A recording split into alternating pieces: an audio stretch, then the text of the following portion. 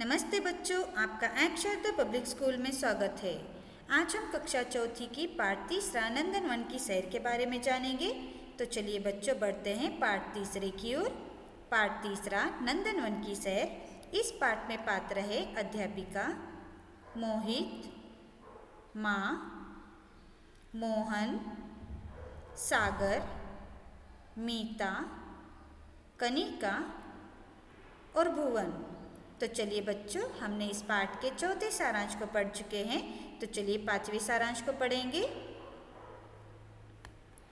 अध्यापिका ने आगे बताया, बरगद व तेंदू के वृक्षों के चौड़े और मोटे पत्तों को सुखाकर उनसे थालियां और दोने आदि बनाए जाते हैं। पत्तियों की थाली प्रदूषण को कम करती है, क्योंकि खाने के बाद झूठी थालियां धोनी नहीं पड़ती और जानवर बड़े शौक से खाने के साथ साथ झूठी थालियां भी खा जाते हैं। तभी भुवन के हाथ में ताड़ का एक पत्ता था। अध्यापिका ने बताया, जब बिजली के पंखे नहीं थे तब ताड़ के पत्तों से ही सुंदर सुंदर पंखे बनाए जाते थे और कागज की खोज से पहले इंसान इन्हीं के पत्तों पर लिखता भी था। तभी अध्यापिका ने समय देखा और कहा, अरे बातों ही बातों में इतनी देर हो गई, शाम होने वाली है। अब पत्तियों के भी आराम का समय हो गया है। चलो अब हम सब वापस लौट चले। और हाँ, घर जाकर तुलसी और अदरक की चाय पीना मत भूलना। तो चलिए बच्चों, इस सारांश को आप अच्छे से पढ़िए। तो चलिए बढ़ते हैं गतिविधि पहली की ओर।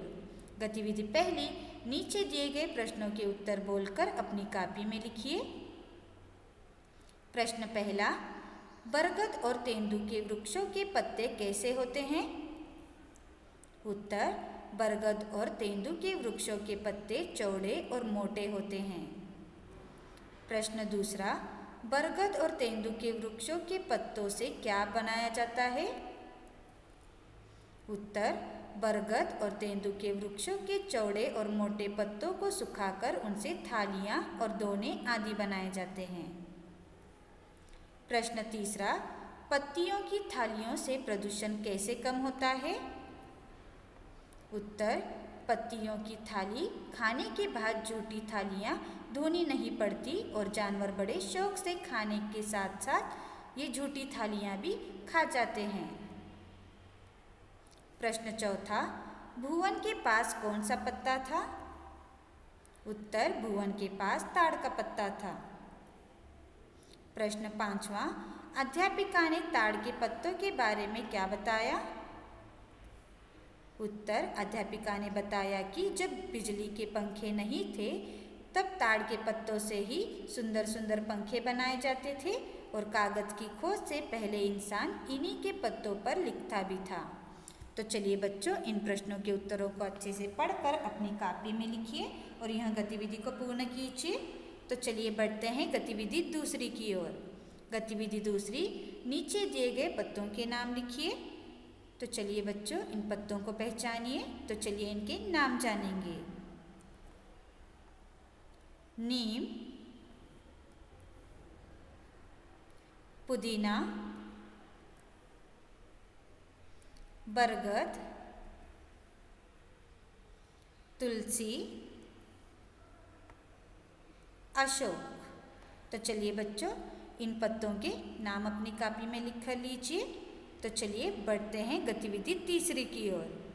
गतिविधि तीसरी, नीचे दिए गए पत्तों के दो उपयोग अपनी कॉपी में लिखिए।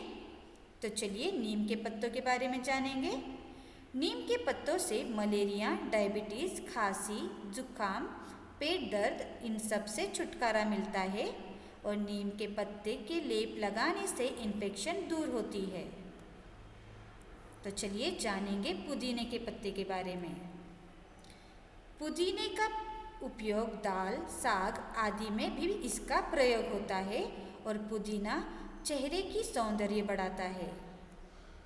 तो चलिए जानेंगे तुलसी के पत्तों के बारे में। तुलसी के पत्तों के उपयोग से सर्दी, बुखार, जुकाम और डेंगू जैसी बीमारियों से दूर होंगे और भारत में तुलसी को बहुत पवित्र माना जाता है। तो चलिए बच्चों, इन पत्तों के उपयोग को अपनी कॉपी में लिखिए और यहाँ गतिविधि को पूर्ण कीजिए। तो चलिए बढ़ते हैं आज के गृह कार्य की ओर। आज का गृह कार्य है दिए गए गतिविधियों को अपनी कॉपी में लिखिए। तो आज के लिए इतना ही बच्चों, धन्यवाद।